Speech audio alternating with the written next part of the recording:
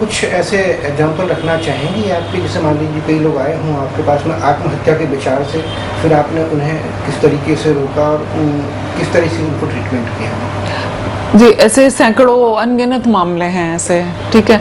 अभी रिसेंट का ही मैं एग्जांपल दूं तो इस समय एक चल रहा है, जो बच्ची जो डॉक्टरी करना चाहती थी और वो डॉक्टरी नहीं कर पा रही थी, 3 साल से उसने अटेम्प्ट देकर वो फेल हो रही थी 3 साल से, ठीक है। घर वालों ने भी पुरजोर कोशिश कर ली उसको बनाने की और अलग अलग कयावतें चल रही थी। उसका ड्रीम था कि मुझे डॉक्टर ही बनना है, ठीक है, घर से दूर रह के पढ़ाई करना, ठीक है। और उसके बाद उसको कहीं से हमारे नंबर मिले, वो अपने घर में ये बात कन्वे नहीं कर पा रही थी कि मैं पढ़ नहीं पा रही हूँ या डॉक्टरी मुझसे नहीं बन रही है, मुझे छुड़वा दो। क्यों? क्योंकि उसको ऐसे लगता था माता पिता ने भी उसके लिए सपने देखे हैं कुछ जो उसको पूरा करना है, ठीक है। और इधर हमारे पास उसके रोजाना ऐसे व्हाट्सएप पे अलग अलग विभत्स चित्र आते थे।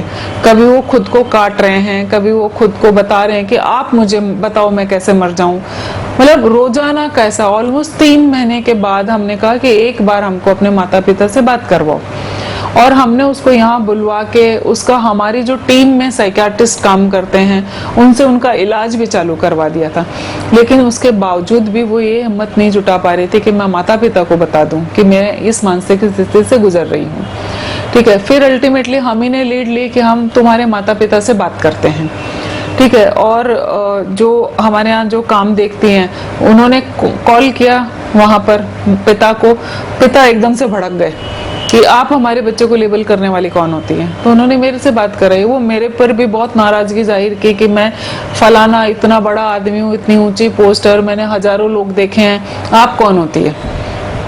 तो उनको बहुत धीरे ठंडे से उनको थोड़ा काम डाउन किया हमने, और उसके बाद उनको हमने बताया कि हम लोग कौन है और किस तरीके से काम करते हैं, और उनको ये बताया कि समझाया कि अगर आप एक बार आ जाते हैं बच्चे के साथ यहाँ पर, तो फिर हम आमने सामने बैठ के बात कर सकते हैं, क्योंकि बच्चा आपसे कन्वे करने में डर रहा है, ठीक है। और सीधा सीधा है कि वो हम उसको उस लेवल पे ले आएंगे कि वो आपकी खुद के मन की बात वो आपको बताए।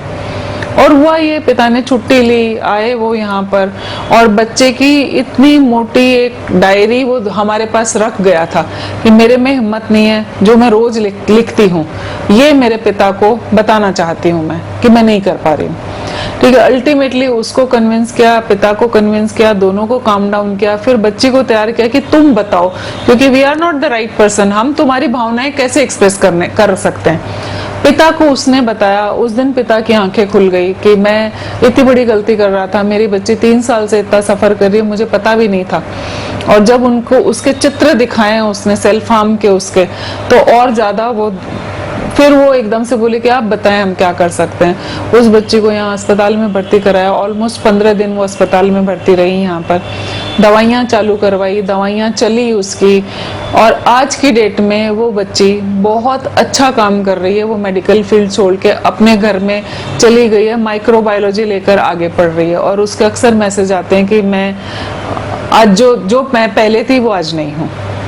तो ऐसे अनगिनत केसेस है, बहुत सारे केसेस है जो आते रहते हैं और हम लोग उसको डील करते रहते हैं।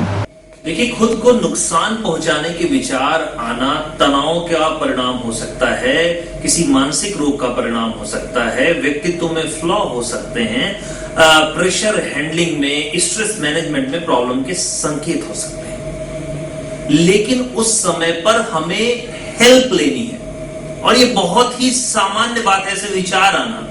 आपको वहां पर हेल्प लेनी चाहिए, क्योंकि मैं ऐसे बहुत सारे लोगों को ट्रीट कर चुका हूं जो एक समय पर जीना नहीं चाहते थे लेकिन अब वो जीना चाहते हैं। तो इंपॉर्टेंट बात यह है कि आपको समय पर सहायता लेनी है, और किसी भी टेम्परेरी समस्या का ये सलूशन नहीं है कि हम खुद को नुकसान पहुंचाएं।